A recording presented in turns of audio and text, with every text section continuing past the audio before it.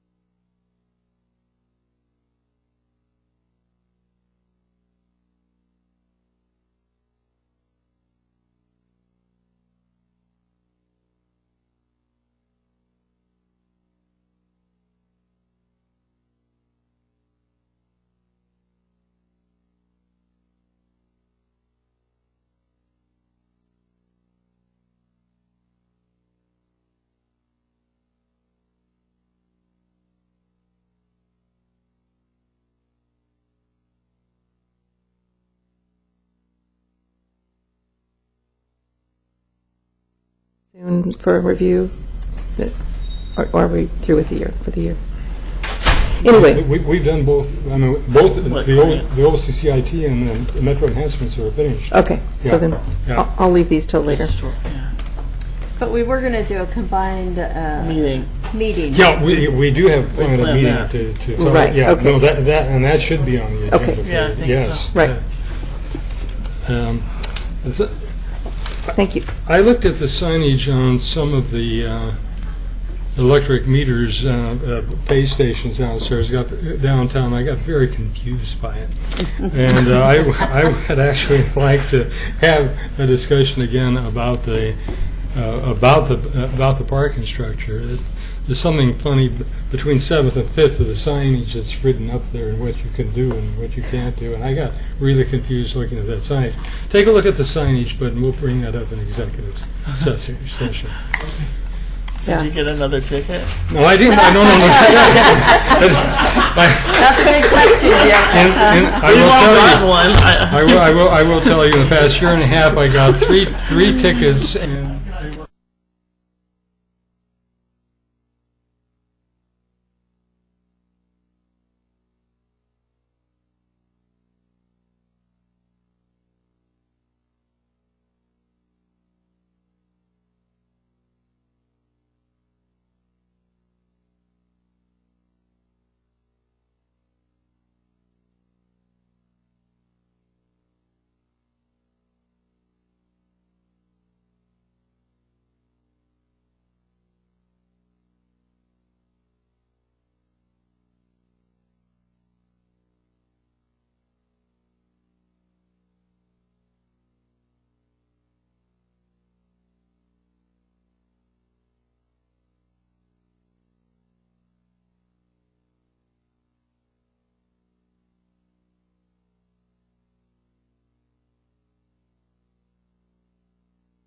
committee under the wrong department. No problem.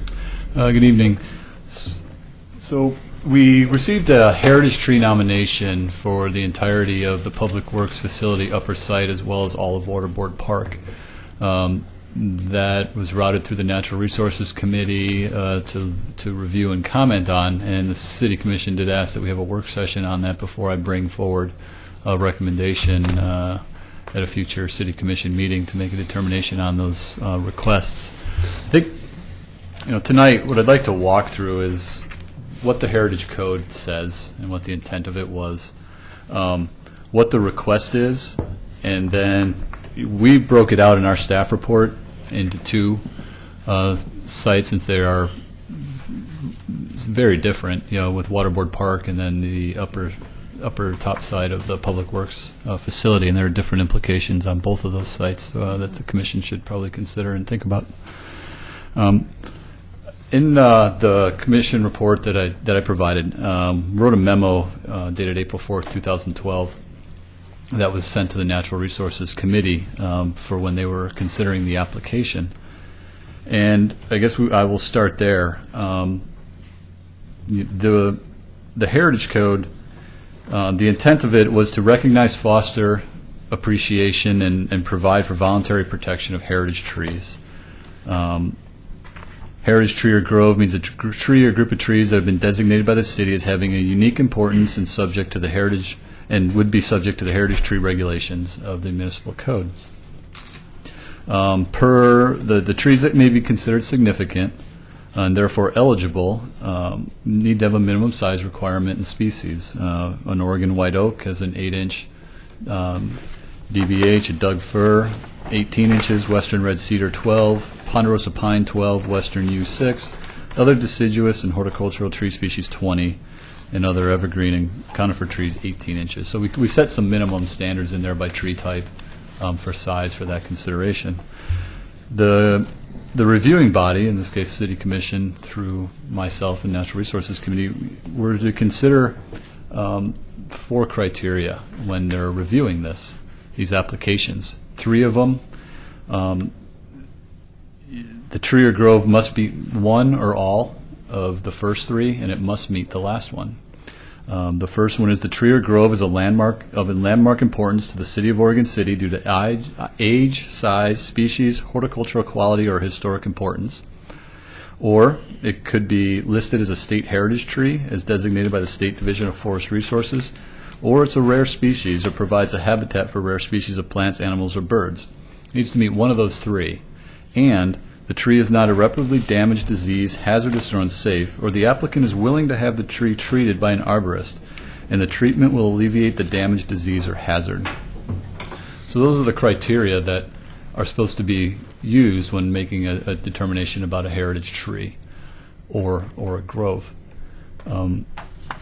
When these applications are submitted, you have 2 types. You have one that's on private property, so the property owner needs to consent to that application or we will not accept it. Another alternative is if they're on public property and right-of-ways, public lands, areas like that the city owns. And in that case, it's up to the community development director to make a recommendation to the city commission, A, if we should accept it, and B, if we should do it. And as you may recall, we've processed 2 of these applications so far on private property. This one came in, off the top of my head, I think it was October or November of last year. We were still getting the Natural Resources Committee up and running, and so we waited on that. The Natural Resources Committee, I believe, held 2 hearings on it, plus a site visit when considering the application.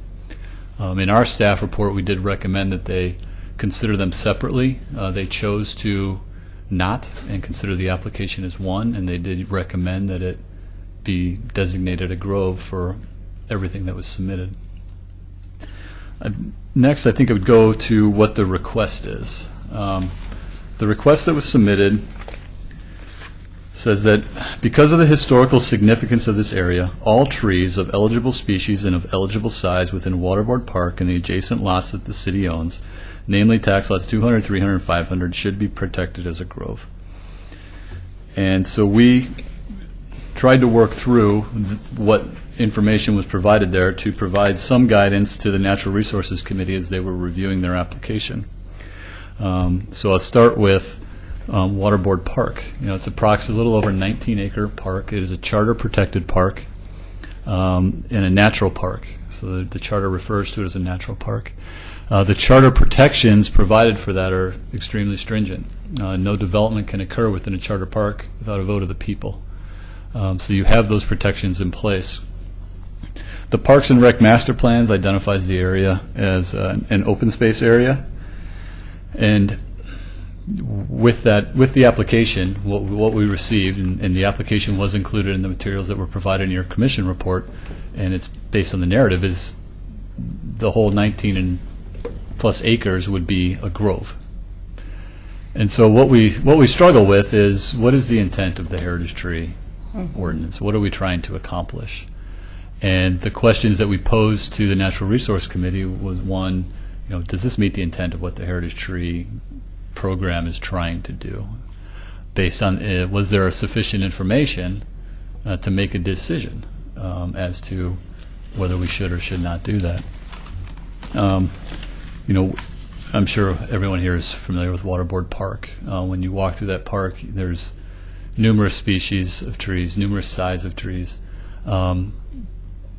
different degrees of health and safety of those trees. Understanding that the Natural Resource Committee made the decision that they did, what staff is concerned about is there's also a requirement in there that the property owner, if it's an unsafe tree, will take measures to address that, whether it's diseased, hazardous. And so when you take this over as a public agency, we own it. Are you putting restrictions onto yourself and requirements to go in and deal with this property? You have invasive, you have severe ivy in some spots. So it's just, what are the ramifications of making such a designation on such a large area when you do not have an urban forestry program, you do not have the staff that can go in there and do any of this maintenance that it would take to get this up to what would be considered good quality habitat in a natural state. So that's some of the issues that we're bringing forward to you to consider when you do look at these. The second one would be the Public Works facility, so the upper side of the Public Works facility. You're all aware that we went through the master planning process on that property. So one of the conflicts that immediately arises is, what do you do when you have an approved land use application that identifies trees for preservation and removal, and you then pass a resolution protecting all of those trees as a grove? You've created a conflict there, and it's kind of an after the fact tree protection after the land use process. So that is one issue. You run into the same issues in terms of the quality of the trees, the health of the trees, the size of the trees. With the Public Works Master Plan, we had additional information in that when they submitted for their master plan, they had to do a tree inventory of the site. So they identified all trees on the site over 6 inches diameter and the species of those trees. There's no information on the health of those trees, with the exception of, as part of the approval of the master plan, Public Works needed to go back and do a specific tree inventory of what we called the rock outcrop area. And so in that area, they went in and specifically identified more information other than tree type and size of tree. They went into habitat quality, health of the tree, and whatnot. So we had more detailed information there. And here would be another conflict that you have, in that the arborist report for the Public Works Master Plan identified within that outcropping trees that were of healthy condition, good, fair, poor, and dead. And so you'd be in a situation where you're nominating trees that have already been identified as dead, poor. And so what does Public Works do with that then? Obviously you can't do anything with the dead trees, they're gone. If you have poor trees, is it the responsibility of the Public Works Department now to invest to bring those trees up to a healthy condition? The intent when we wrote this was that we would have large specimen trees that really stood out, of significant in terms of size, age, historical significance. If something historical happened there, that could be documented. We really struggled with, what do we do with this application, because there's probably some merit to it, but do you, from a policy standpoint, do we want to nominate entire parks as heritage groves? Do you want to be in a situation where you accept an application with very limited documentation? One of the intents was, you identify the tree, we mark it, size, species, why it's significant. We create that record of that tree. In this case, especially with Waterboard Park, there is no survey. We have absolutely no information on type of tree, species, size, health. So, is that something that you're comfortable with moving forward with or not?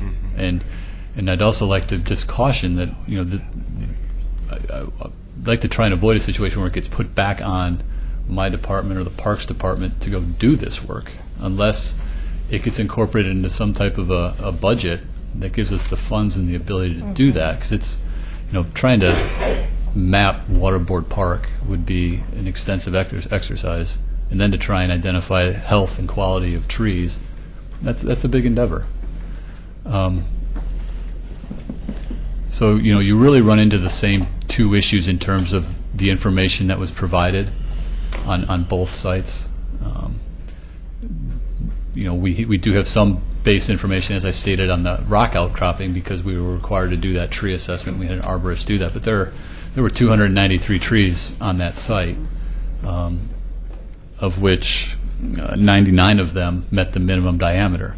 So we know that 99 trees are potentially eligible based on size, but we don't know health and those other standards that were in the approval criteria.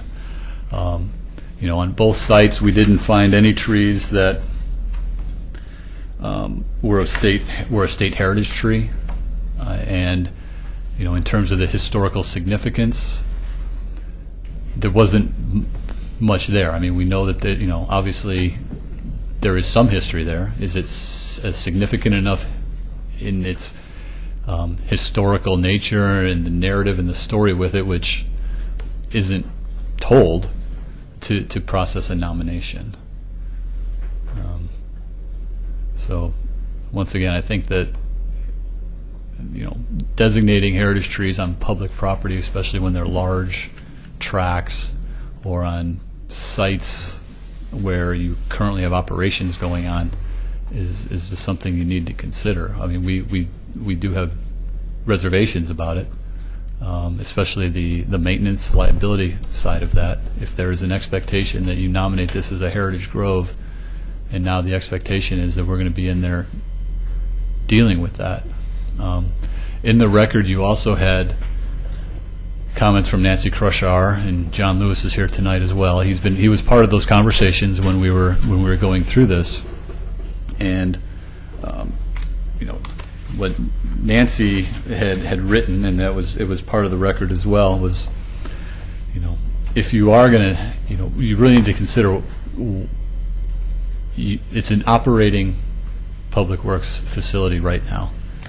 Until such time as another property is identified, purchased, I mean, in her preference, we would be off the site. Public Works would be off that site before such a nomination for the entirety of the site happened, because you do not know at this point how long you're going to be there or what you're going to have to do. And this could potentially have impacts on, if Public Works needs to do something up there, you're going to run into this conflict again. So there's a lot in the record. There are a lot of information, but it really comes down to how do you want to handle these heritage tree nominations. It's not like your typical land use application where we have pretty clear approval criteria.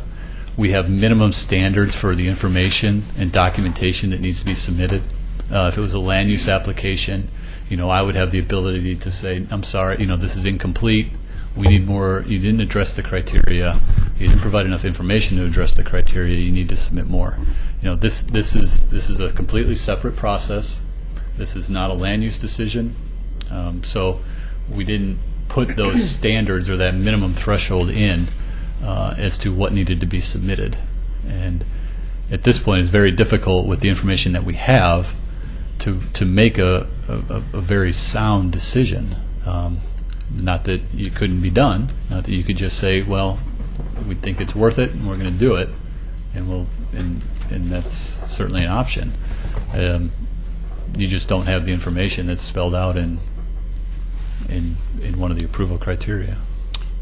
Can I just add to Tony's comments, just so you hear it from me as well directly? I think Tony has summarized the concerns well from the parks end of things, and so I'm just speaking to the park portion of this. But we do the concern is that we're not certain what it means if it were designated.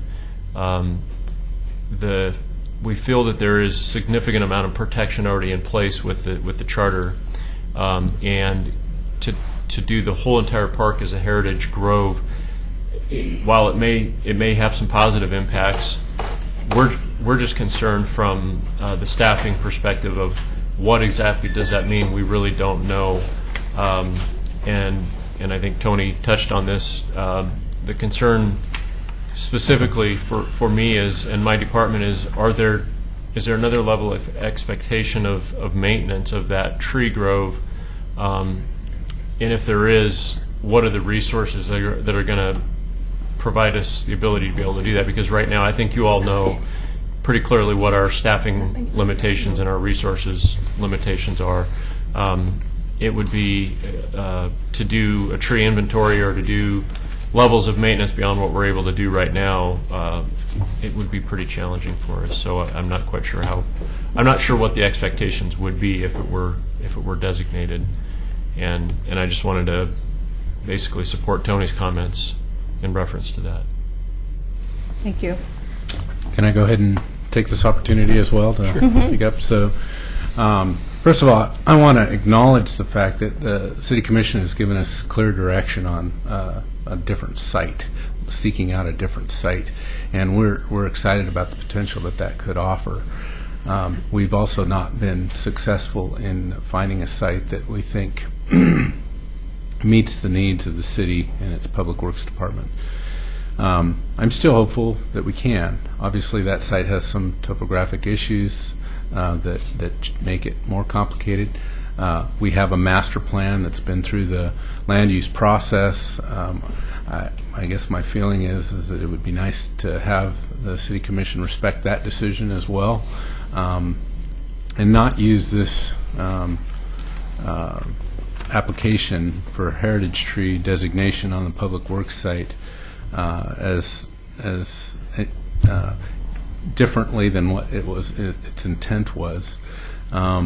We agree that there are some trees of value on that site. In fact, our master plan preserves several of those trees on that master plan, and the proposal was to enhance that with additional white oaks were the big concern at the time, and we put together quite a landscape plan with that master plan. So while we're under the impression that we need to seek out a different site, we're also under the impression that if the situation changes with regard to funding or with regard to lack of site availability, we still have this site as a fallback position. And so designating this as a tree grove, the whole site, concerns us, and I think the record shows that that's our position on this. So I don't want to go on too long. I think we would be happy to, get more specific about certain trees, staying away from those areas that our master plan shows as needing to be used for operations, and maybe going further and acknowledging that we were planning to preserve several of the existing trees on the site anyway. So I did want to offer that as well.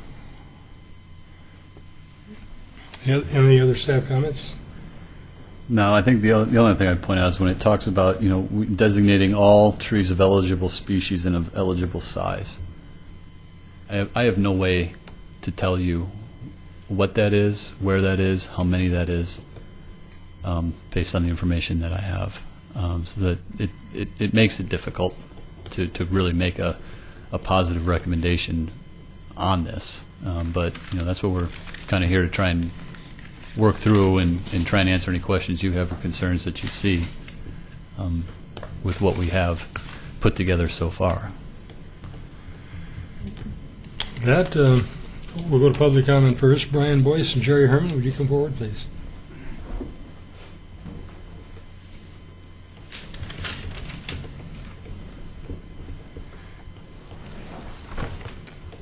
Brian, you're first. Okay. I was there's several points to make real quick here since we only have a few minutes. The This proposal was put forth by a neighborhood committee, and it was forwarded to the council by both the Parks Advisory Committee and the Natural Resources Committee.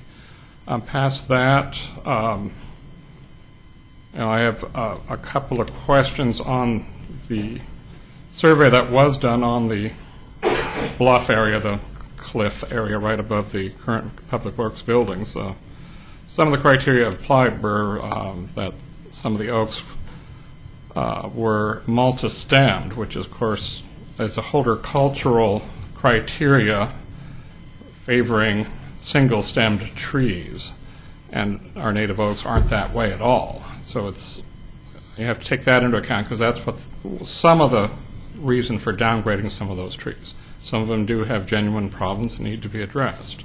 Others are perfectly healthy. That is a remnant of oak scabland area, just a remnant. Most of the site's developed. I do recognize the real difference between the part that's controlled by Public Works and the actual city park there. Those are two very different areas, and it may have been better for this to have been put forward as two separate ones, but we questioned if we have the ability to split those after they were proposed as a single one by a citizen group. And so I think this needs to be looked at carefully by the council. It's a complex issue, and I also think beyond this issue that the actual ordinance itself needs a strong looking at, which has been brought forward previously with staff. So that's something that I think needs to be looked at. There are some difficult portions in there that aren't clear enough to everybody, and that's part of why we're here. Okay. My name's Jerry Herman. First of all, I'm speaking first as a citizen, then as a member of the Natural Resource Committee. 4 years ago, in the file is a letter from myself supporting the Public Works facility concept at that location, asking that if it did occur there, that it would be the nucleus for other improvements to be made to build upon the natural history significance of Waterboard Park, which I'm speaking as a citizen now, is unduplicated in this region. The only thing that even comes close to Waterboard Park in the city of Oregon City is across the river, and it's in Westland. It's called Camesia Natural Area. They're very similar type settings, and so I talked about those points 4 years ago in the letter, and also talked about military history, where the early leadership from this city came from, that founded the hospital, the first mayors after World War II that began to change the dynamic of prosperity in the city, came out of the armory function that was held there. Now, I'm speaking now as a member of the Natural Resource Committee, and I felt when we were being asked to look at this, we should go out in the field and do due diligence and test the city ordinance against what we see on the land. And we did that. We did that with city staff, assistance from Larry Potter, and at least 4 out of 7 of our members were present one day to look at Waterboard Park specifically, and then 3 out of 7 were available to look at the area of the Public Works site. And, the kind of things that Brian alluded to, not directly about the ordinance, I want to speak to. The ordinance, as it now exists, gives protection, as Tony suggested, to individual trees or significant trees in assemblages. And the criteria that he cited, one, that it have status, or number 2, within the state heritage tree list, that it be a landmark tree as far as you would consider it, or people in the city would consider it. Number 3, that it be a rare tree or protect rare species. I want to tell you that operative language, which I believe is in the ordinance, I think I quoted it, paraphrased it at least, many of those trees, both in Waterboard Park and on those islands, protect rare species that are beneath them in the substrate. It didn't say rare tree species, it said rare species. So I really think that there's aspects of the ordinance that are now written that do in fact lend itself to protecting certain areas. Now, I heard, and we've heard before, the concern about does this mean ramifications of great maintenance? I hope not, because the purpose of Waterboard Park, I hope, in your natural park status is that you wouldn't tamper with those areas extensively. An arborist would go crazy in there. He'd go nuts. There's defect, there's holes, there's woodpecker, there's nesting sites, there's all these problems that weaken those trees that make them, as an assemblage, really suitable for wildlife. And that's true in particular of the, how do I say, disfigured slopes of Waterboard Park where geology in action can be witnessed.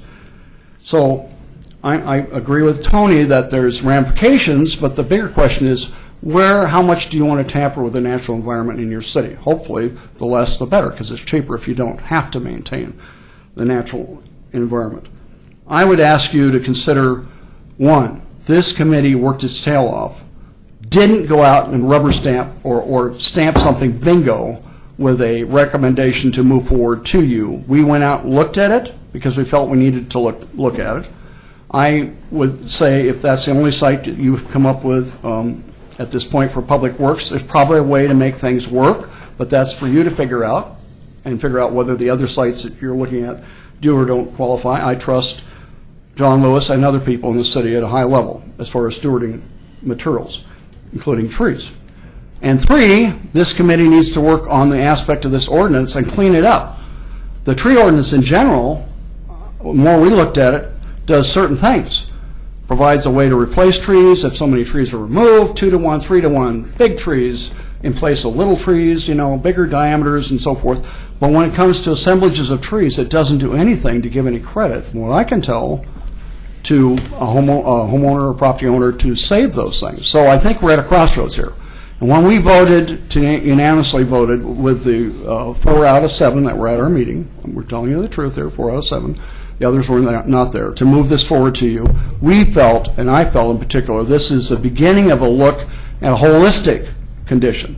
Is an assemblage of trees just neat because it's special trees, or is it neat because it provides other attributes? And I want to tell you, we are committed to taking Waterboard Park to a new level of designation as a geologically significant area, because you have no such designation in this city. West Lynn doesn't either, and they should, called the Camesia Wilderness Area, because it's so significant too. And then building upon it whole educational themes that take advantage of that armory and the uniqueness of that site. You have beautiful parks everywhere. You have beautiful parks. But you don't have anything in a natural state like this. It's very unusual. Thank you. Thank you. Thank you, Jerry.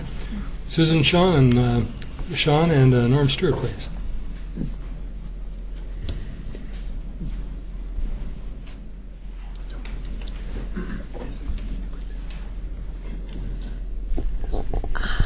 My name is Susan Shawn. I have not attended your meetings. Do you need my address for your records? It's just whether you live in Oregon City.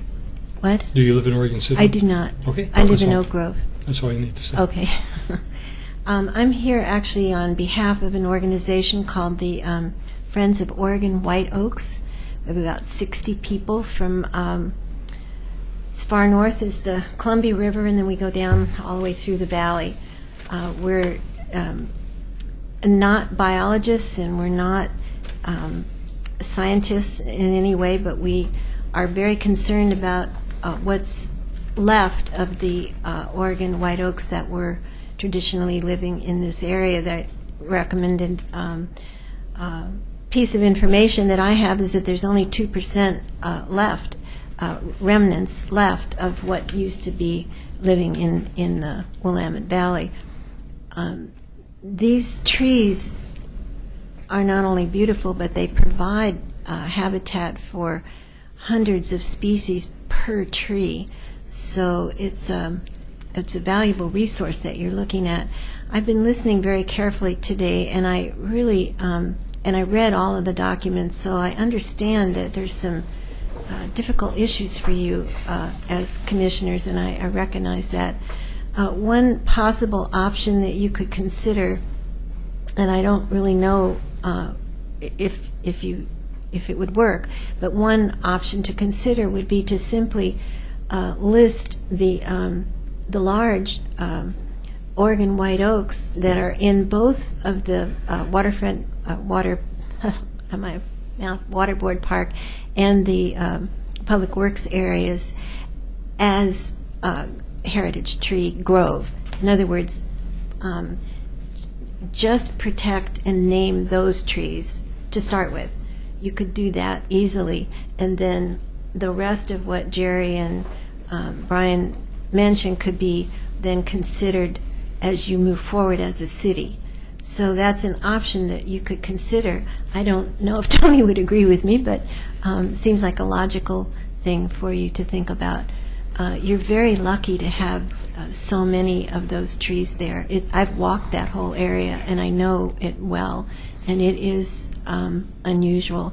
The only other place that I know of in this area that's similar to that is the Three Creeks area that's north of here. So please take good care. Thank you. Thank you. Herb? I'll try to speak up a little louder tonight than usual. Honorable Mayor and Commissioners, I'm Norm Stewart, resident of Oregon City. I have a business located in the Armory properties. I am the military's manager of that property, but I'm not a liaison for the military department. Basically, I am a tenant. So I am there by the grace of God and their courtesy. At any rate, several years ago, this may be off topic to the actual agenda item, but it is slightly related, let's hope. At any rate, several years back, I closed down one of my operations, which was operated out of the Armory, and I brought it back as a adult community education learning center at the Armory, and we're quite happy about it. I think it's going to make a fine contribution to the city of Oregon City. This means bringing back some teaching staff and commercial interest from the outside in as well. But it's not for children. It will not be an adult or a alternative education. It is an adult community education program that I'm working in cooperation with Clackamas Community College, Oregon City School District, and Portland State University. And we're quite excited about it. This is scheduled to start in the fall. The other thing is on our Park Recs cleanup at Waterboard. I have a hard time saying Waterboard. We might somewhere down the line consider that. But anyway, I'd really love to know where the corner posts are and the surveyor's monuments, because when we're wandering around up there, it'd be nice if we could absolutely establish the corner markings and so forth on a survey. And in quick report, I think we're probably about 55% of the vines are off the trees. We've got a ways to go yet. I'm trying to locate and obtain funding for goats to come in and help us with the ground cover of the ivy. We've just finished the third bench today, and on the next month we'll build and have in place the picnic table and benches and so forth in the little flat area about 1/3 of the way up the mountain. I do worry a little bit about the top side. That's still very hazardous up there. I think that we've been very fortunate that nobody climbing around in those rocks and crossing over those slide-out areas has been injured, because it seems to me, as a layman, not an insurance agent, but, well, at any rate, that there's some liability floating around out there somewhere. But anyway, I appreciate the position of the council in this. I did, these were handed to me when I came in. It's the program that we're offering in the fall, and if I could leave those with you, Mayor, and you could pass them out to. Leave it with Okay, an excellent. NGI. All right, that's Thank it. you. Thank you.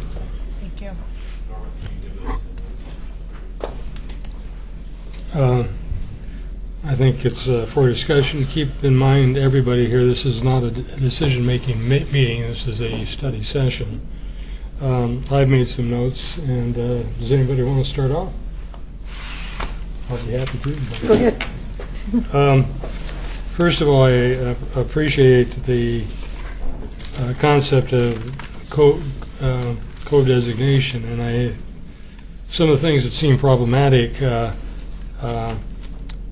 probably are not that problematic. Dead trees provide habitat. Jerry Herman mentioned that. Disease trees would be a concern if, in fact, there's a likelihood they're going to have serious infection possibilities on healthy trees, but again, they provide habitat.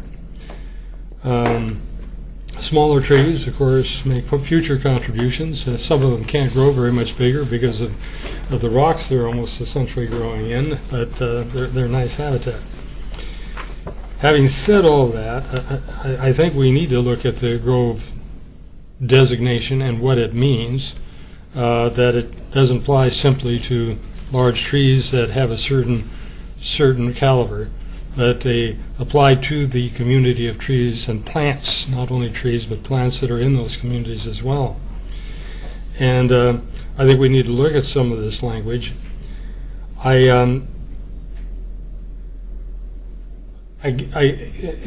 Difficulty is for me to think about the Waterboard Park and then to think of Public Works facility that much separately when we're talking about natural habitat.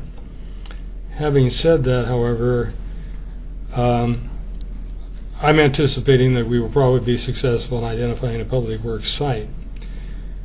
I'd be very reluctant to pursue this on the Public Works property because looking at this time, because looking at the map of the Public Works property, if we were to have a zoning there, for example, make a decision to have a zoning that permitted residential, and all that was considered protected grove, there'd be very few places that you could site any housing there in terms of the map that I was looking at.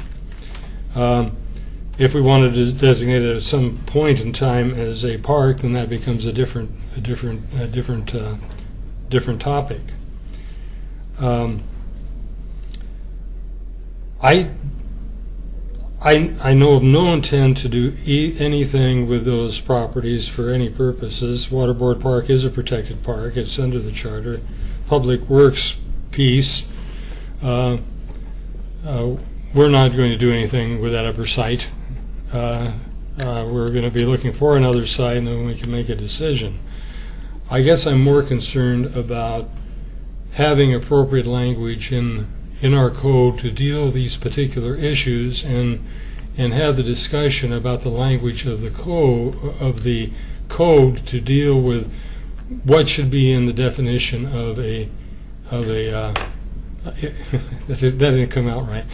What should be dealt with in a definition of the code that considers it as a habitat, not just simply an aggregation of trees that have a particular caliber. And I think both of these sites, we wouldn't need to make a decision on them until we had some kind of code, some kind of a process to develop that code to make those kinds of designations. I think we could guarantee that we're not going to be ripping out anything in that area other than hazard tree, hazard to health in that period of time. And I guess my reaction is I would almost prefer this not to come to us for a decision on designation without us having a thorough discussion on how our code should be changed beforehand. We're not going to do anything with those properties at this point, and I think we could have the discussion within the Natural Resource Committee, within the Parks and Recreation Committee, bring in additional expertise on it as well.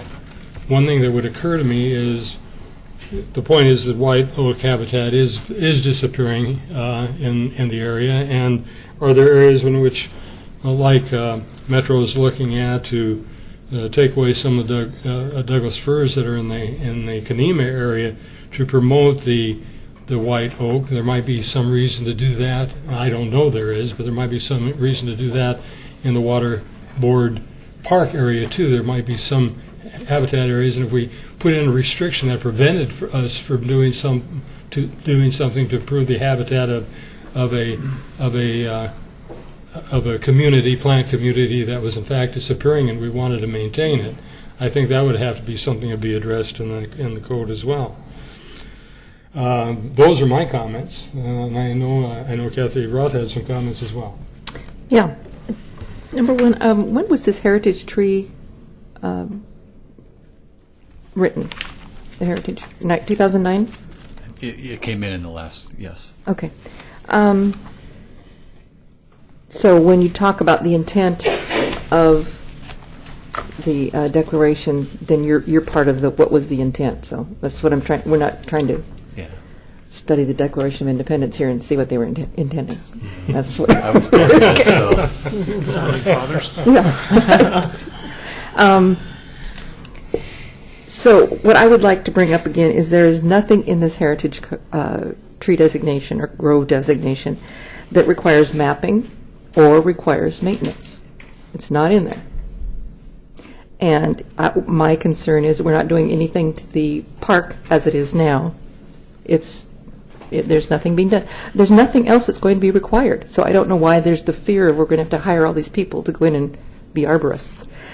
And on that same site of arborists, the health of the trees that was done by, I forgot the name of the company that did the survey, the site survey, but the health specifics that they gave have been contested by other arborists. It is not exactly accurate, given the part about the oaks being a multi-branched tree as opposed to a single-stem tree. If you're going to say that it's multi-branched and therefore not a healthy tree, it's not true for the species. So those are mainly my concerns, is there is nothing in this code that's requiring us to do any other work, and that we need to look at another arborist's report or look at another point of view from the health of those trees. If I could just explain why we came to that place. And when you look at the application, it specifically asks for, on the application, the tree species and the size, DBH, height, canopy spread on a tree-by-tree basis on the application. So that's why we felt that you need to have some understanding of what you're designating. You need to understand what the tree is, why is it significant, was what the intent we understood it to be. And then concerning,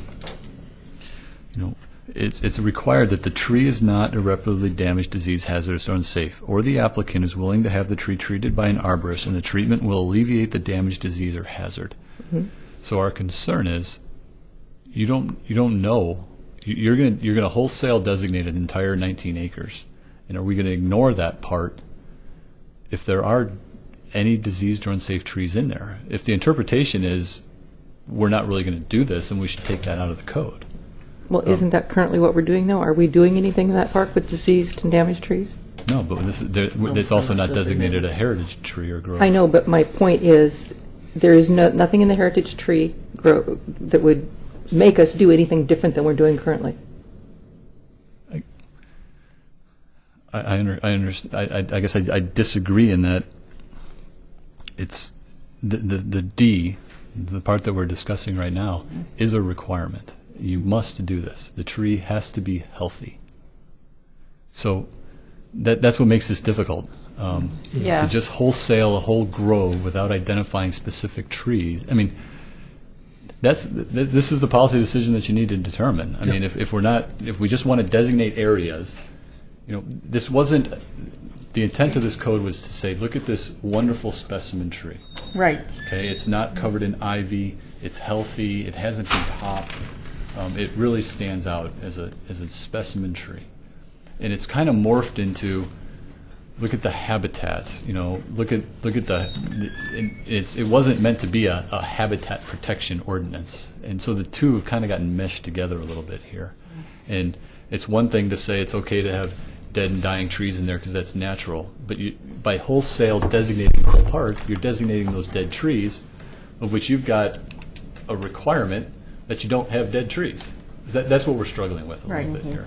So, I mean, I understand that, yes, we're not actively managing Waterboard Park right now. I agree. But Waterboard Park doesn't have a requirement that we do manage it actively. The intent is to designate it and keep them healthy and keep them as specimen trees. Right. But we need to look at the health issue also, like I said. It's not, because a tree has ivy on it does not mean that it's an unhealthy tree. That ivy can come down and they can just come back just fine. And look at the other health issues on those trees that were designated by the person that did the report. Those are contested. Those are not And I guess, do you designate you have a tree, you have a beautiful oak that has ivy on it, okay? Do you designate it and say, look at this tree, and it's covered in ivy, like some of those right off when you're on 99E right by River Shore. Beautiful trees covered in ivy, okay? Do you designate it, or do you get the ivy off and say, this is what this tree should look like, this is what it was in its natural form, and then say, now it's a heritage? I mean, those are questions that you need to answer, because to us, we see an area that's a tree that's covered in invasives. Is that really a tree that we want to showcase, or do we showcase the tree as it's meant to be in its natural state? And so that's where the difference is coming in a little bit. Okay, and I see that. I just see that, if we're going to designate it, doesn't that give us all the more intention of taking care of that tree? Well, is it an intention or is it a requirement? No, it's an intention. And where does the money come from? If you'd be up in Waterbird Park lately, you'd see there he is. Hundreds of trees have had ivy taken off of them.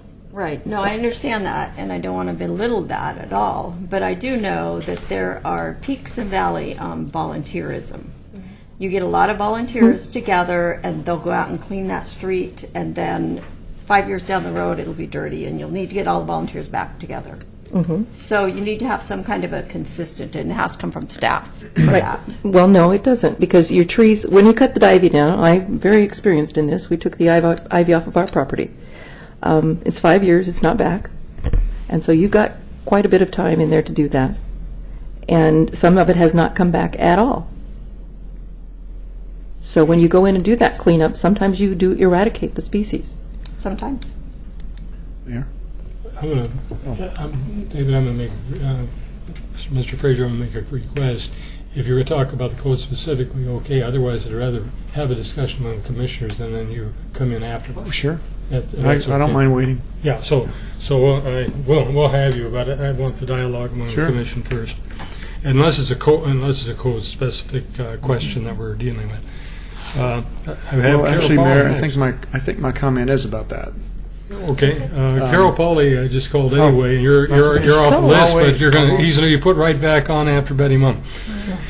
So go ahead and put David Fraser back in after Betty Mum.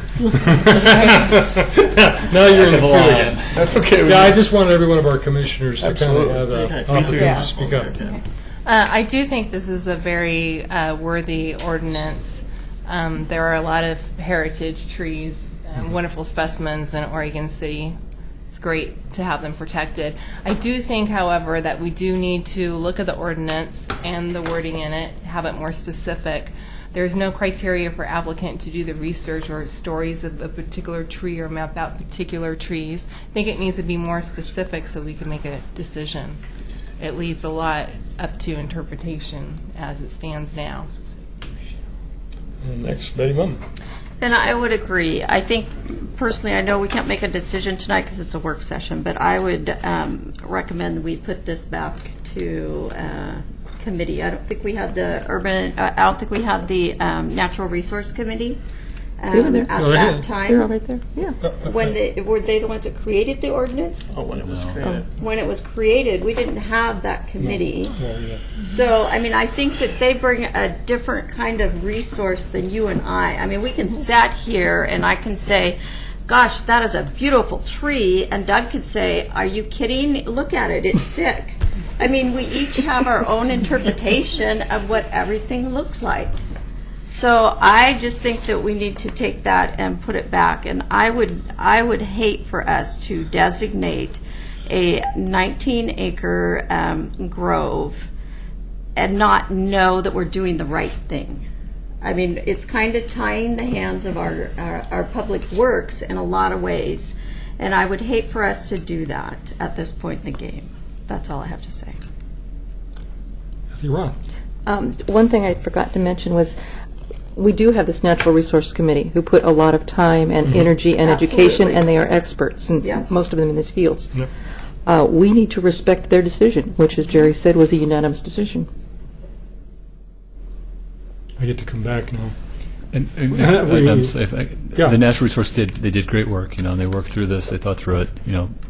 We had discussions back and forth. But I did, at the onset of that, I did ask them to not consider, that it wasn't their purview to consider the policies and the Right. impacts Right. on, for example, the public works land Yes. use issue. So it was looking at it more from the natural resource and not the policy side of what this means. Right. As well it should be. And I believe they that's are- what they did when they made Yes, the I agree. recommendation. Yes, yeah, I asked for When- that. And I guess it comes back to my point. There may, and Carol Polley alludes to other things in the Heritage Tree program. I think we need a different thing other than the Heritage Tree. And we have natural areas, but we don't define them as such. I don't think we know them when we see them, but we never had a designation or a designation of an indication of what those natural areas mean. And the kind of thing that I think we're talking about is habitat protection, and I think we need to perhaps look at that as a different, really as a different code, and invite the Natural Resource Committee to actually help us with the language of this. Like I said, I don't think there's any urgency at all at these sites. Right.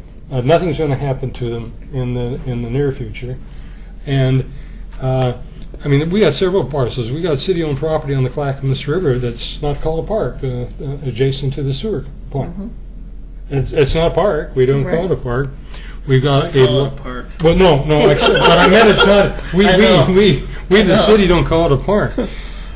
We've got several areas right adjacent to Newell Creek Canyon that were dedicated by developers because they couldn't build on it. They're not designated as parks.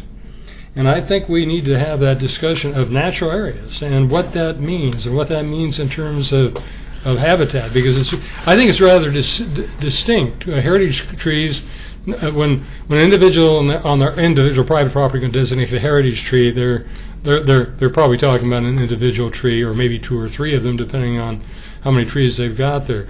I think we need a different tool to deal with this particular issue, and I think we have this discussion at a commission meeting and actually give directions to develop that particular tool, because I think it's a distinct one. Could I make a recommendation? I see that she's gone, Susan Sean. I wonder if she's dealt with this in under a different name or whatever. It could be. And she might be something we Yeah, could. that's right. Bring her back. So that's my suggestion at this point, because I just don't think anything is going to happen to those properties. In fact, they won't unless we say something happens to those properties different than what's happening at the moment. I think they're important. I would prefer that the Waterboard Park and the Public Works Park be considered as a whole if possible, because the habitat doesn't end at the boundary, although you get into the big Doug firs and so forth further into Waterboard Park. There's still white oak in Waterboard Park, and of course Metro selected the Kaneem area because of its potential to expand the white oak area. I think that's what we should be looking at, and so my preference is not to take action on these properties in terms of designated groves at this point, but rather work on the language that we would need for these and other areas that we could designate formally as natural areas and protect the habitats in those natural areas. Well, since we have the committee now, they can do that. Well, and that's the direction that we would have to give at a commission meeting. Yeah. Okay. So No, David, you get to say something. Look what I have. I have a white oak leaf. There are 5 of 6 of these being planted on 7th Street in downtown. Some of you may have seen them. They're not going to grow into trees. No, they're actual trees. This is a leaf from a white oak tree that was But planted you're not planting those leaves. in Oregon City. You're not planting those trees. I hope you're No, planting trees. the whole tree. This is just a okay. leaf. Okay, thank you. This is the proof that it is a white oak, right? He has a problem with pronouns and antecedents. He didn't have room to bring the whole tree. So Could have brought the whole tree. Come on. I think the important thing here, I think what's perplexing about this particular presentation is, in some respects, where you have a backhoe ordinance, and we need a shovel. Yes. We're using we've got a big area, and we have an ordinance, a tool that's really more geared toward a single tree or two that has a story that it tells. So I think that's been the difficulty. I think everyone has the best intentions, and when Mr. Stewart was up there talking about this ivy and the need for goats, I went there one day as a volunteer and felt like a needle in a haystack trying to get some of it. But there are a lot of the trees, and a lot of people have done amazing work. I'm so impressed with their commitment down there to try to get the ivy off the trees. But it's not just the trees; it's every rock, every foot, every dishwasher. It's exactly. There's even dishwashers under some of those rocks that look like rocks. But I do think that the hesitation I have about considering the properties together is that the Waterboard Park already has, and this is really my biggest question, was we're arguing about a distinction without a difference because the park already has the ultimate protection the city can afford it. Right. And so by designating in the park to be a grove, we haven't done anything that we've more than we're already doing as far as protection. Right. On the Public Works side, though, on remand back to the committee, they may want to come forward and designate some individual trees on that site, because I do think that Mr. Lewis actually pointed out the fact that there are a couple of trees on there, probably more than a couple. There are several trees on there that might be reasonably good targets for the current heritage tree ordinance.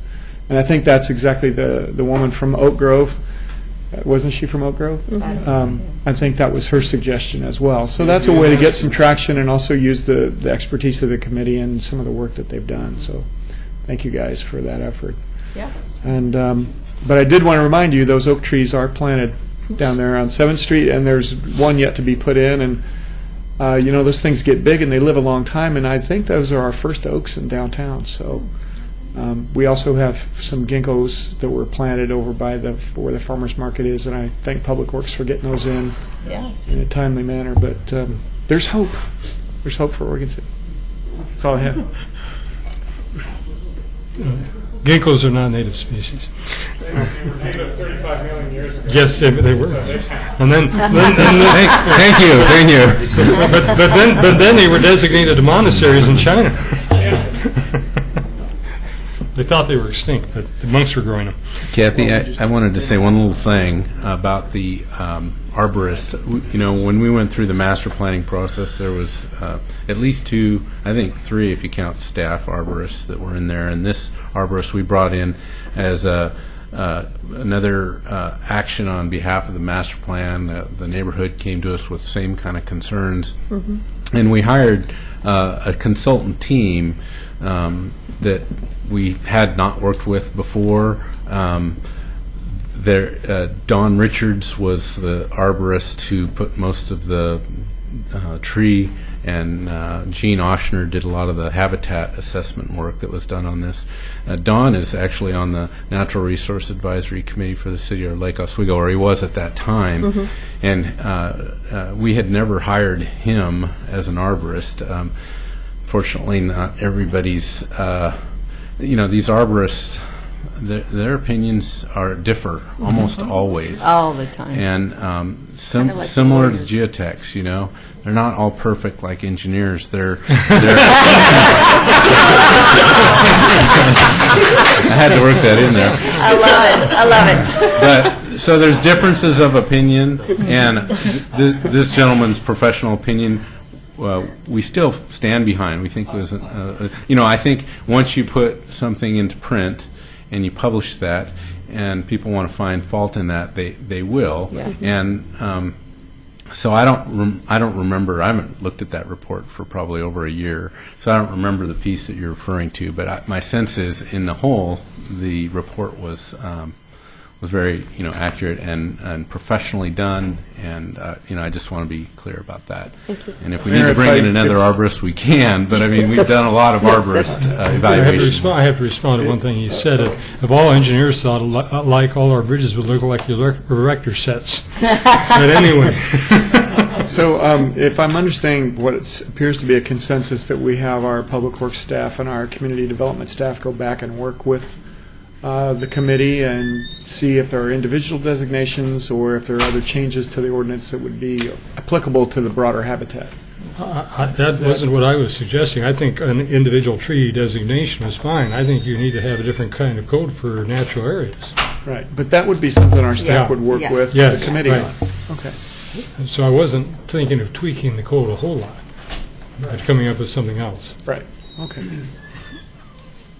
Okay, now, sort of related, use of remaining, I have a question for you, the mayor, please. Sorry. your name's not I'm on the sorry. list. Let me get my name on the list here. Okay. Yes, Betty Monk. Okay. So I just want to, you made a statement about you didn't see tweaking the tree designation code, but to work on a natural resource, but it would be both codes, correct? I just For wanted one to thing, be clear. Carol Polly pointed out a few things in terms of the actual, I think, the heritage tree designation that she Yes. specifically brought up. Yeah. I was thinking that when it comes to this concept of the grove definition Right. really is probably better dealt with as a natural area Okay. designation. And But we still have the tree. Yeah, we We still. don't- Okay. But it would be removed from the ordinance, the grove part. Okay. and Well, transferred I think that's an from evolution. I other think that's the things. discussion Yeah. that the Natural Okay. Resource Committee has to Okay. have. But that's what you're. Yeah. All right. Okay. Yeah. I just wanted to be clear. Thank you. I was a little confused up here for a moment. Thank you, Mayor. Now you can continue. Okay, with that, now we're talking about money we have and not yet spent. Ooh, I like money. That's a good problem, right? Yeah. Yeah, that's a great It's not even a problem. problem, it's a good issue. Yes. Mayor and Commissioners, the item here is for staff to seek direction from you in considering what our options are for the use of the remaining natural areas local share funds. As a brief background and summary of the issue, some of you may be aware and some may not be, but in 2006, Metro passed a very large regional bond measure for natural areas to protect and acquire open spaces in the Metro region.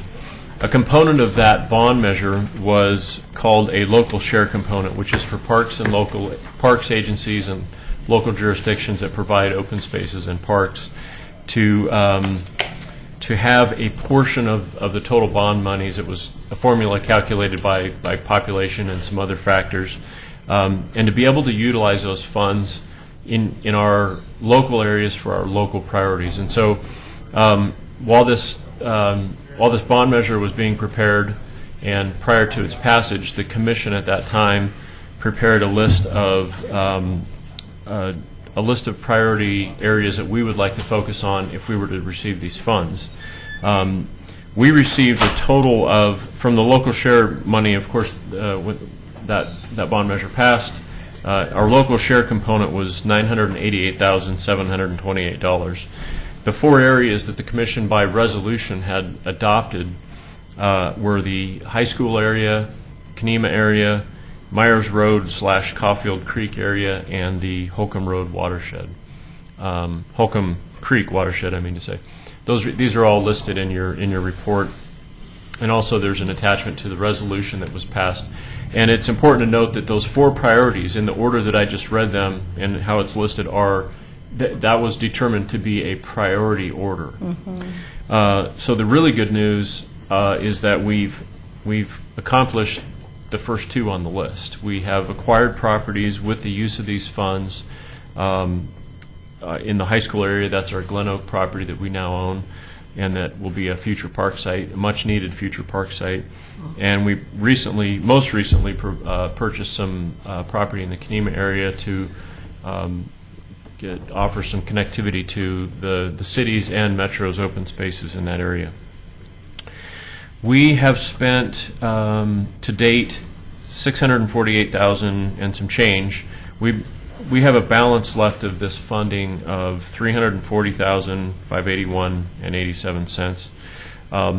And you may recall that just recently you passed an amendment to the existing agreement we have with Metro to expend these funds. Our first 5-year agreement had expired, and we needed to extend that for another year. And Metro wants the local agencies to have this money and spend it, so they're willing to continue to offer these extensions if you haven't expended those funds yet. What we need to do is, staff needs direction on where we should be focusing our efforts to look for potential sites. As I said, we've taken the first 2 priority areas and we've made purchases in those areas. The 2 that are on the list still are the Myers Road area and the Holcomb Creek watershed. It's my understanding that the number 3, the Myers Road area, the property or the area that we had in mind may no longer be a valuable or a viable option for the city. I'm not 100% sure about that. Yeah, the mayor may be able to offer some better insight to that. And then that leaves us with the Holcomb Creek watershed to discuss. I've come up with a recommendation of, there are basically 3 options that I see, and you're certainly welcome to consider other options if you choose. But the way I see it are your options to utilize the remaining funds would be to explore the remaining items on the list that we have, the areas that we haven't made any purchases in those targeted areas. And that's the 2 that are left? Correct. Okay. And determine if those are still valid priorities for the city. Number 2 would be, if the city wishes, you may reprioritize the use of your funds for areas that were not on your original list. If you were to do this, this is permissible by Metro. I've had a number of conversations in this regard. If you were to choose to want to add something to your list that wasn't originally on there, you would do that by resolution, and then Metro would adopt a change in our agreement. So you do have some flexibility to, if you wish to consider a different area. The reason being is at this point, it's been about 6 years since the city originally considered this list, and maybe our priorities are different, maybe they're the same.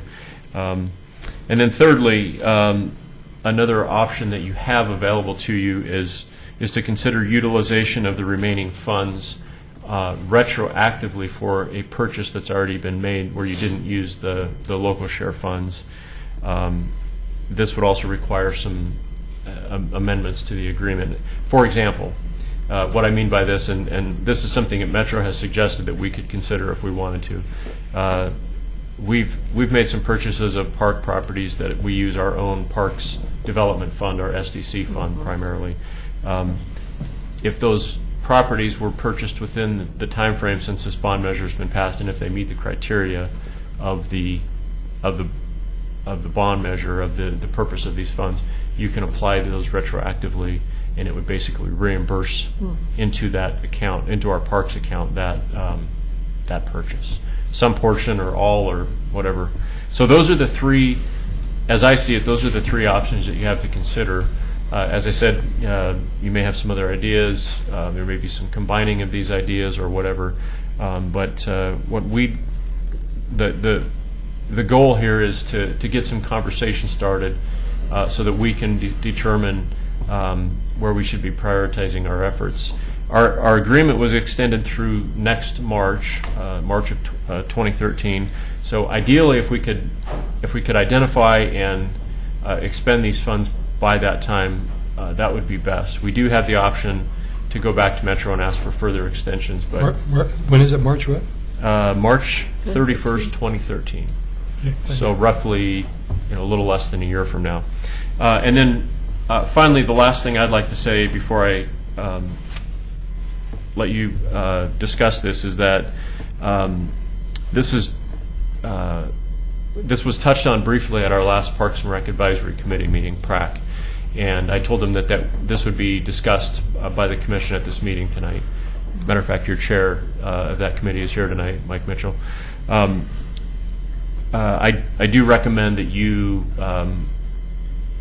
ask PRAC to be involved and engage them in this process and seek their input before you make any decisions. I know you're not going to make decisions tonight, and we'll have some time to do that, but we definitely want to keep the Parks Committee very engaged in this process. So, prior to taking public testimony and discussion, I wanted to say something about the Myers piece. the Myers family have a piece of property, the property off of Myers they own, they managed as timber property. They actually want it in public use, but they want it in public use as managed timber land. That is, they wanted to see something like Hopkins Demonstration Forest as its use. They were not interested in it being a natural area. Anybody that's gone to that site, you want to talk about wonderful forest management. It's a great example of it. And I talked to the person that's responsible for in the Extension Service for those kinds of lands, and they would be interested in having that land used for that purpose as long as it was purchased by another entity. They don't have the funds to do so. And also, the president of Clackamas Community College has indicated that they're interested in that land in conjunction with the Extension Service for educational programs under their facilities. I've talked to Metro staff regarding that particular land. There seems to be some language that would support the possible purchase for those purposes. My intent was not to take away any decision making from this body, but I wanted to. Mr. Myers passed away, and Mrs. Myers is 85, and so they don't have she doesn't have a lot of time left to meet what her desires are, and I was hoping that we could identify an alternative, because I wasn't quite sure that the City Commission would be interested in managing timberland. Right. And so, and it's still something we could discuss, but I thought there were some other options, and she was getting kind of anxious because she feels her time here is a little bit limited. So, wanted to explain that. And with that, we have Paul Edgar that's wishes to speak to us.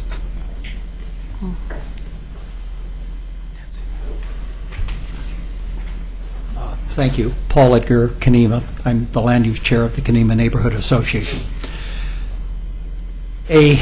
Some land was purchased in a designated area along what they call Fifth Place, and it was an excellent buy, and it was a wonderful deal, and it saved an area from being developed, and it was contiguous to the Metro natural area lands, open space lands that they have there.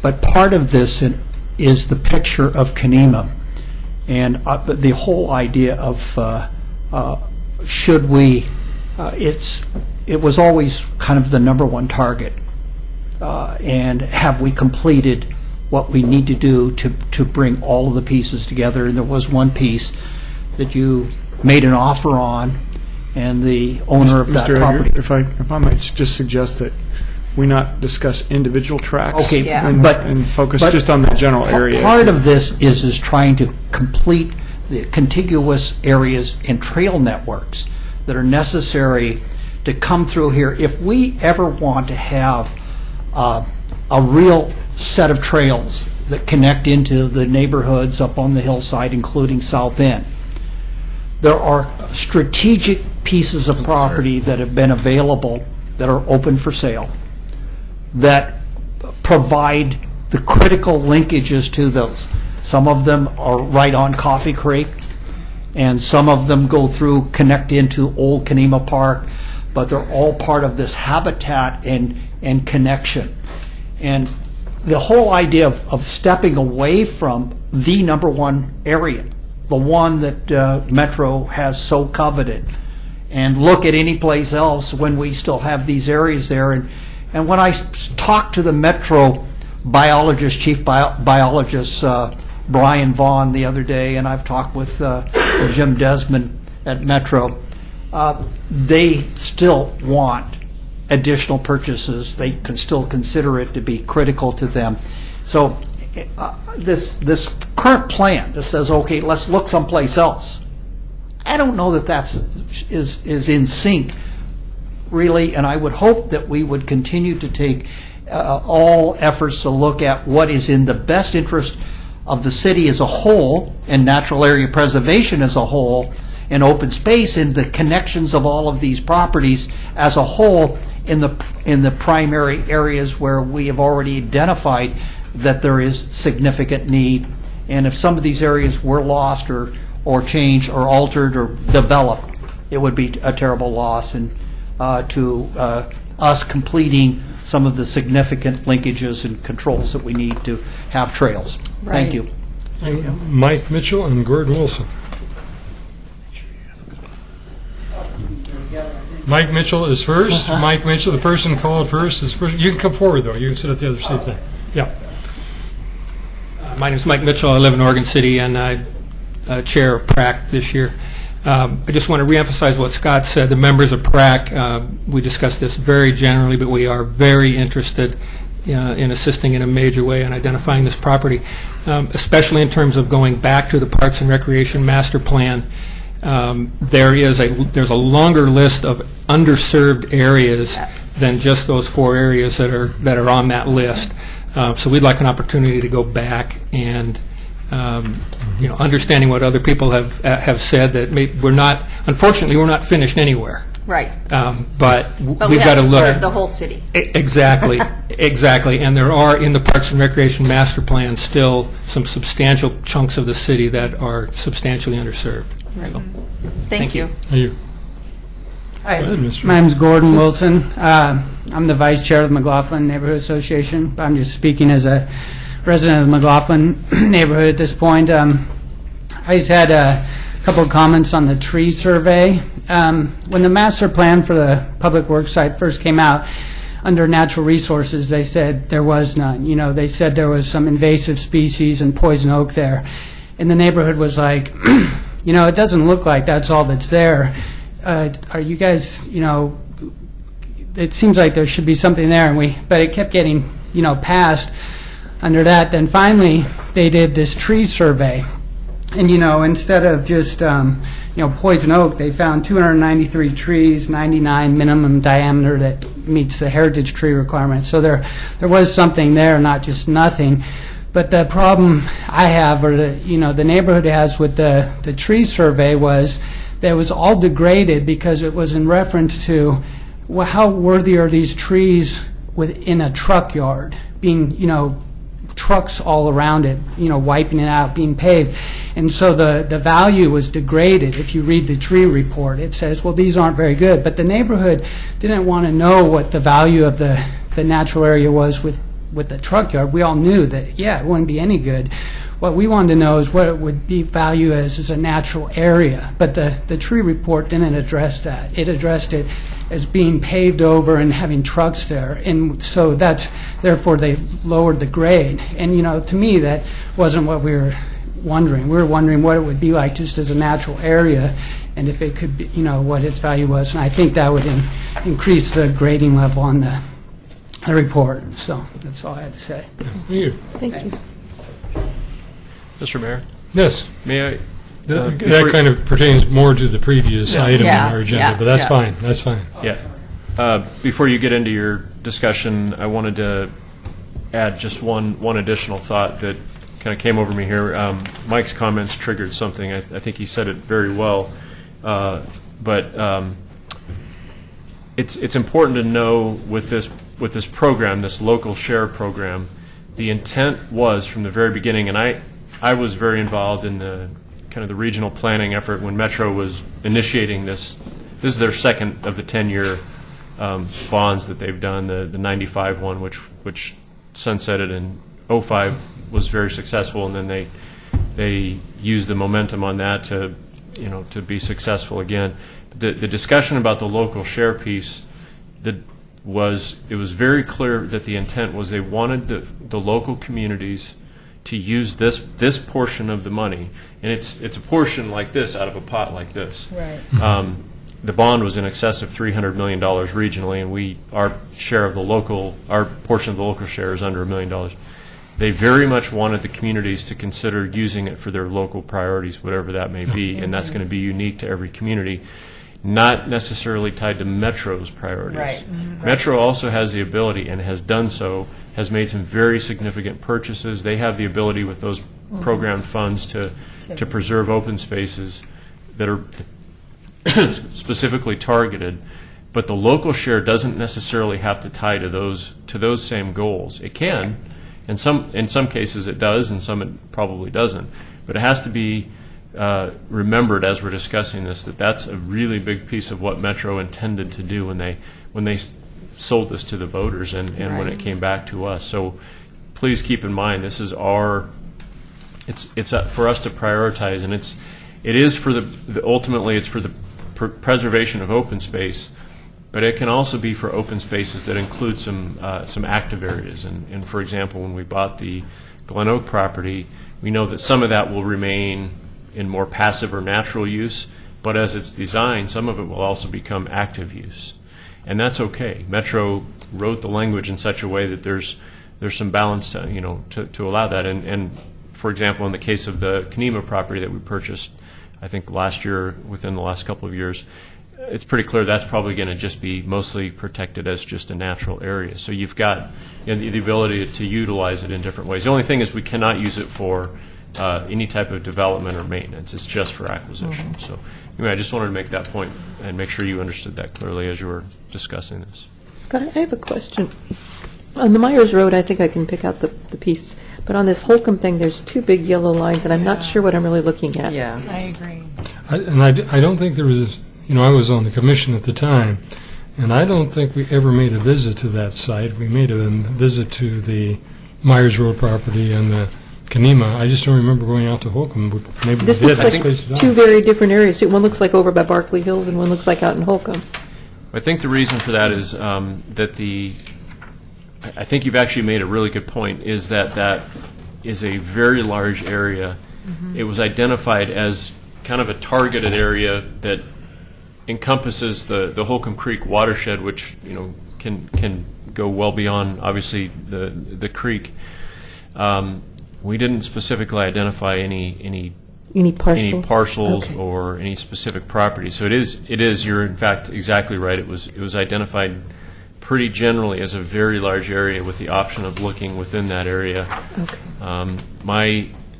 At this point, my concern about that would be with the amount of funds that are available, how much of an impact we could really make on the entire watershed. If Right. A lot of that is not in our city limits. Right. So those are some considerations you'll probably want to think about. Thanks. Okay, with that, Commissioner Smith. Scott, in terms of the parks pieces that we've acquired since 2006, in terms of the reimbursement, I can't off the top of my head think of anything other than the addition to Wesley Lynn, right? And does that... It does qualify. Is does that your qualify? question? Yeah. That is probably the only other the acquisition that's been made without the use of these funds in that time frame. That's correct. How much was that? Roughly 150 or 60,000. So it doesn't. Right. It doesn't use all the 340. Right. But and I have. Again, I've spoken to Metro about some of these types of things and hypotheticals, and my opinion is that property would qualify for that use. I think we've talked about it before.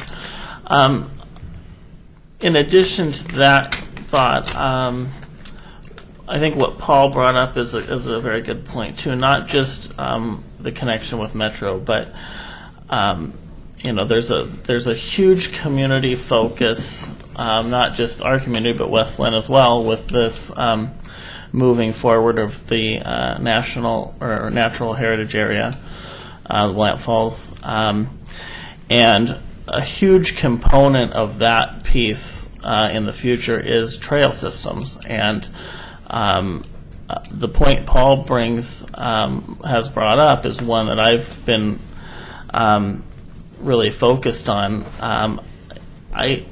Right now, we have trail systems that take you from, Gladstone all the way to Blue Heron, from City Hall all the way to the Falls, and we could eventually have a trail system that takes you, in in addition from that point all the way till the end of the metro properties. So there is the ability to be able to do that someday in the future, to have a trail that fronts the river from one end of the city to the complete other end of the city, I think is incredible. And yes, some of those pieces are in Kenema, but I think there's other linkages that aren't in Kenema that all play into that whole system, especially in the area of Waterboard Park and other places too. So I think that is, in addition to being a metro kind of focus in the Kenema area, I think it is a local focus in just our long-term vision of trail systems, but also its connection to the Willamette Falls Heritage Area in the future. So I think that is a very important piece to look at. And sometimes, if there's pieces that fit in that network or something that you just obviously look at, it's a no-brainer to say we need to get that right now. And so I would still put that kind of towards the top of the list, but also intermixing all the other concerns that we need to look at with areas of the city that are lacking natural space too. But well, I go ahead and speak. I have kind of the same priority as well. The thing is, in the acquisition piece, I guess I would prefer to look at pieces that in fact could be used as part of a trail system. What was nice about the concept of the Kenema area is if we could connect Old Kenema Park, which has its own unique history, with the metro open spaces, and not too much further to go to the museum. Or Old Kenema Park to the promenade. To the promenade and the museum, exactly right. I think they should be high on the priority list for trail procurement. And but there may be other segments of the trail system that we would want to look at too. But I guess if I were to suggest a focus, it would be on trails. It would not be the acquisition of properties for recreational parks. Mm-hmm. It would be directed really to interconnecting a lot of our heritage areas and natural areas with each other on a trail system. And that would be kind of the direction that I would recommend anyway. Mr. Mum. Actually, I would ask, it's open spaces, it doesn't say trails, so I don't know that we could be specific to, buying trails, kind of. So, we can? But wouldn't that kind of be up to the park committee? Isn't Well, that no, ultimately it's up to the city commission. Right, But yes, we're directing the city, we're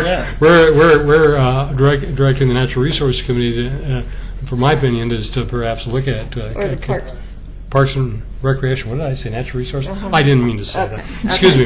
I just wanted to make sure. I didn't mean that, Mike. I understood. To make as a connecting thing, but no, Yeah. I mean, Metro is looking at the Blue Heron site not as a park; it's looking at it as part of the Willamette Greenway system, which would be predominantly a trail system to the falls.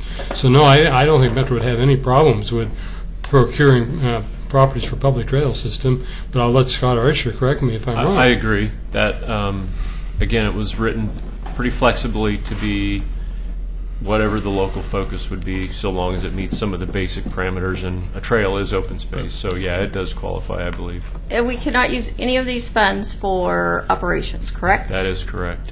So, trails are pretty self-sufficient, I think. Not a lot of maintenance. Well, I don't know about that.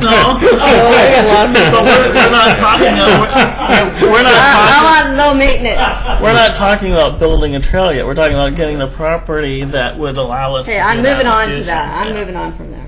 All right, thank you. I don't. I think Rocky and I were giving kind of a common suggestion for direction. Do we need to do this on a formal basis, or could we indicate for the Parks and Recreation Committee to look at that as a priority out of the study session? you can. Well, I'm looking at approval of the commission, actually. I mean, those are the only Well, recommendations I that think came it would be forward. great for them to consider that, but I'm also open to whatever. That's what I was whatever going to they bring say. to us Yeah. that may. I want to see. I want to see go to what the they top come of up the with. list. I do too, but I want the trails to be there. Right. Right. Okay? With that, Mike, you got the direction you need to take back to the committee? I've got, I would just add that trails and the interconnect between part our of your- different facilities is already on our list of goals. I thought so. Something Yeah. that Yeah. is highly important. Exactly. Yeah. Thank you, Mike. Thanks, Great. Lynn. Thank you. Thank you. With that, we get the city manager's report. Thank you, Mayor. You recall, I guess, multiple times in the last year, the commission has been aware of our partnership with Metro and the state of Oregon and, well, the county from time to time as partners on the Blue Heron redevelopment efforts. And we have formalized an MOU with Metro. It has room on here, a signature line for Clackamas County as well, but we're not sure yet what their status is, but we do have room there, and we've invited them, so I'll keep you posted if there are any changes there. Also, I wanted to hand out,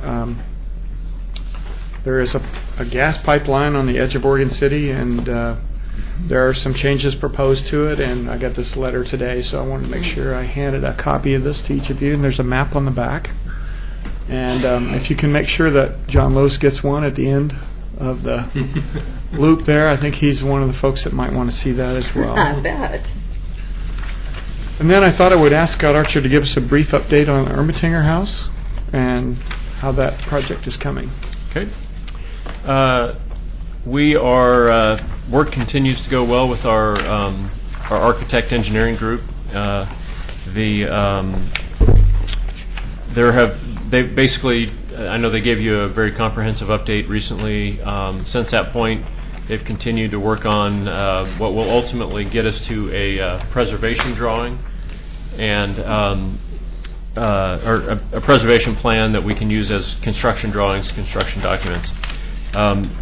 We've had some, there've been some additional conversations with SHPO just in terms of some points that they've gotten to with seeking some advice. The main part of that being regarding the stairwell inside and some points of how that originally existed and how we should address that to make it most accurate. So what we've done in response to those comments from SHPO and at the recommendation of our architect is we're taking a little more in-depth look at that. We're going to do an amendment to the agreement that'll be pretty small in terms of dollars. It'll be under the amount that even that the commission has to authorize. I'll be giving a recommendation to the city manager on that. But the bigger piece is that it extends out the timeline a little bit longer, and we will be. We've got it tentatively scheduled that ARG, that's the architect group, will come back in front of you again and give you kind of a last update at your September work session meeting. We don't have an August work session scheduled, you remember. So the next time we can do that is at the September work session, and they will give you at that point they'll be at a point of what they call 90% completion of the plans. What that means is that there is still flexibility for change. They'll have a pretty good idea of where things are at, but there's still opportunity to take a good look at things, and if the commission has some additional direction at that point, then you'll certainly have the opportunity to do so. As far as that timing, it won't really throw anything off. You'll recall that we had received notification that we've been awarded the Community Development Block Grant from the county in the amount of $140,000, which is by far our biggest grant to date. We will receive that in the second year of a 3-year cycle that started this fiscal year. So just a little over a week ago was the start of the first of the 3-year cycle. So we're in year 2 of funding, which is July 1st of 2013. And as part of the conditions of the Community Development Block Grant that are received from federal funds, the federal funding requirements are that the county or the administering agency, which in this case is our county, must administer the construction contract. Now, we give them the specifications and say this is how we want that done, but they actually administer the contract, which helps us because it takes some of the administrative work off of our plate. But we still have complete control of the project itself.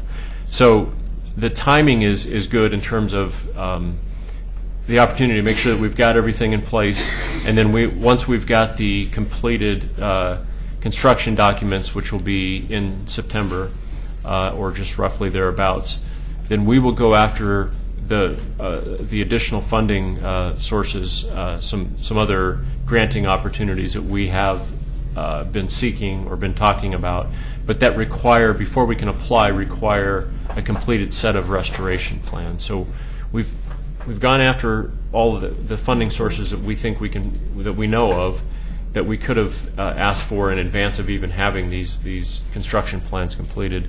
Then once we've done those plans, there are some additional funding sources that we can go after that we couldn't until that point. So that'll give us between basically this fall and late next spring, which is about the time that we'd be looking at putting out a construction contract.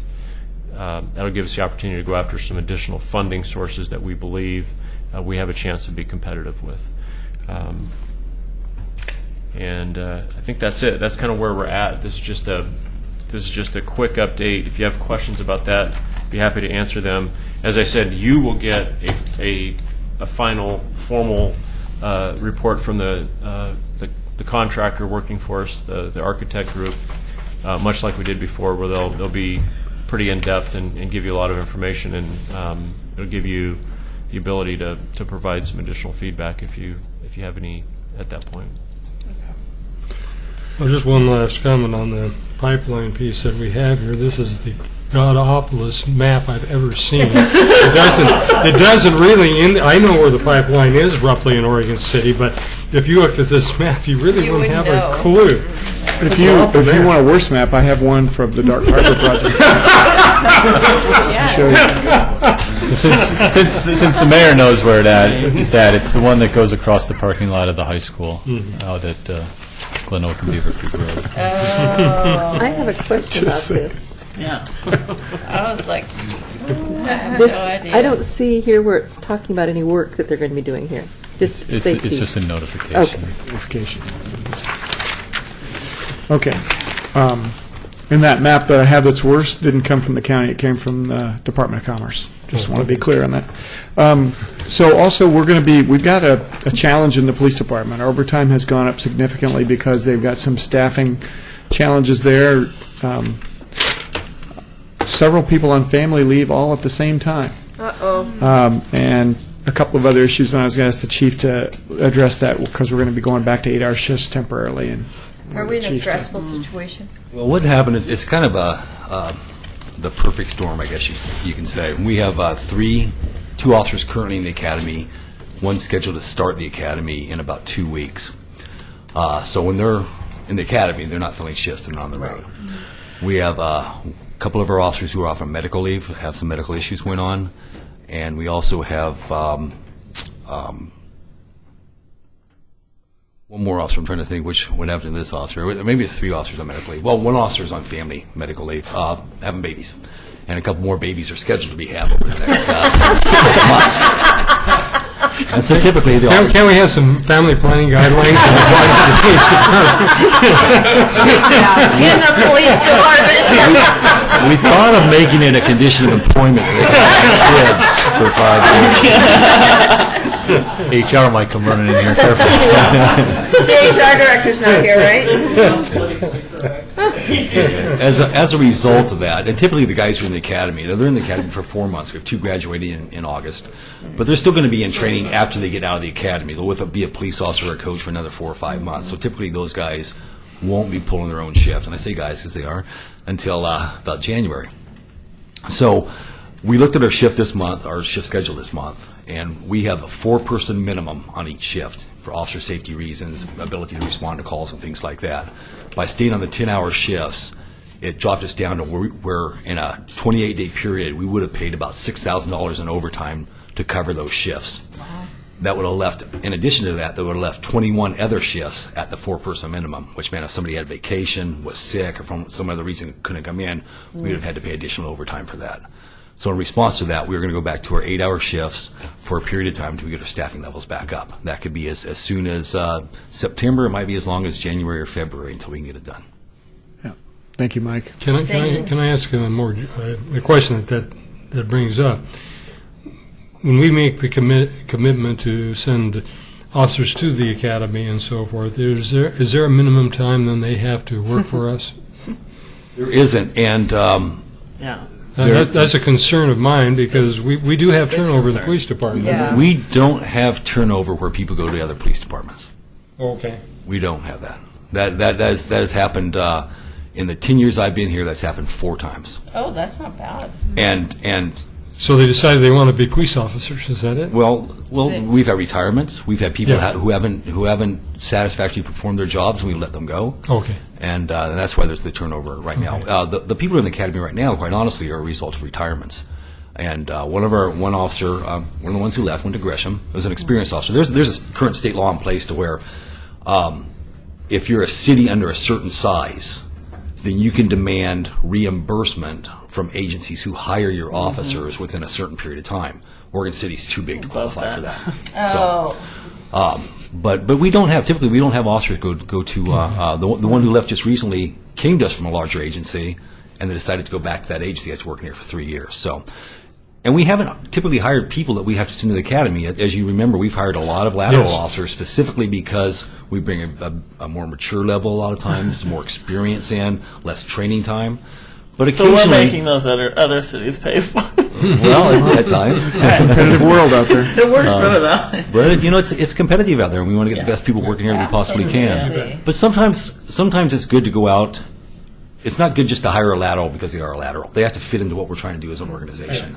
This last go-around, we found that we couldn't find those people that fit with what we wanted to do, so it's better to go out and get 3 younger people to come in. And it's a good mix sometimes to have some younger people who bring a different perspective to things, too. It's a good mixture in the police department. So, and I think we made 3 really good choices for these young men that are coming through. And you get to meet one of them the next commission meeting. Well, I used to think younger people brought a better perspective, too. I used to. I said a different perspective. They just can't have babies for a while, right? Thank you, Chief. So moving on, John Lewis is going to talk to us just briefly about elevator staffing. Well, thank you. Let's see, the message that I wanted to give is next commission meeting, we intend to bring to the commission a staff report and request to sign an agreement with 5 Star International. They're the company that does our staffing in the elevator, and they've done a great job. We solicited proposals 3 years ago, and that contract has ended, and we want to extend it. Our plan would be to extend it through the end of this year and advertise for solicit proposals for another 3-year stint with the option of a 4th. So that's about a $92,000 contract. It'll include the extra hours for summer events. And this year, just the ridership on that continues to increase. This fiscal year, it looks like we had 166,000 riders. So, and the 5 Star has agreed to honor the same rate that we had paid this last year. So, didn't see it as a big issue, but we wanted to let you know, since it'd be a $91,000 contract, it's budgeted. So, no major changes. I really think we get our money's worth there. Yeah. Almost to a person, the personalities of the people that operate the elevator are great. They interact with the public very well. Some of them have been there for many, many years, and so they know something about the city. I've always been impressed by them. Right. Yep. May I ask a question about this ignorance questions here? What is 5 Star that they specialize in elevator operators? They're a small company that has staffing of specialty things like this. So I did look at their proposal just briefly, and when they originally, and they had several different kinds of places where they did this kind of thing. It's a niche, I would say. And to be quite honest with you, when we solicited for proposals, they were the only company that did. There was another company that picked up a package of the RFP but never actually submitted on it. So it's unique, and I think they have a distinct advantage because they have done it for so long. And do they count dogs? Do they count dogs? My dogs are experienced elevator riders. Yeah. Define dog. Okay, I have one last thing. I think it would be interesting, though, to, well, not necessarily just dogs, but Animals bikes, in general. bikes, things like that. I think it would be interesting. I don't know. We'd probably have to pay more for that, but it would be, See it how would many be. bikers there are? I can ask them. If they want Yeah, I to think it track would be- something a little different. It'd be another spreadsheet. They send us a spreadsheet of pretty good statistics, wouldn't you say? It's pretty yeah. So maybe we can get a feline or canine count as well. Bikes, skateboards. Yeah, we could do it. Ghosts. I was hoping for ghosts. At least would you be happy with a month's worth of counts? Maybe we could ask them to do that. So the last thing I Their have. life. We're going to let you finish. So the last thing I have is the commission knows that we've been talking with, I've been talking with the superintendent's office at Oregon City High School about Mount Pleasant Elementary School and the property and the potential reuse of that by the city for a library or maybe some other uses. And we are going to continue to have those discussions. Larry did let me know that his board is supportive of us having those discussions, and Maureen has a site tour, I think, coming up of the facility. She and I have never really even been in it. And so the superintendent and his assistant are going to take us on a tour of that building along with our real estate agent. And we'll be reporting back to the commission, of course, in probably a different format on some of those discussions. But I wanted to let you know that apparently two of their board members, Chris Story and Carol Sturman, asked the superintendent if they could be involved in those discussions when we have them. And we're at a really preliminary level, and we've bring that back to you on a regular basis for feedback. So I wanted to let you know that, though, because when other board members are coming, I just think it's important for you to know that. I don't necessarily think that that's something that's needed at this early stage, but I wanted you to know in case any of the commissioners felt like they needed to be there as well.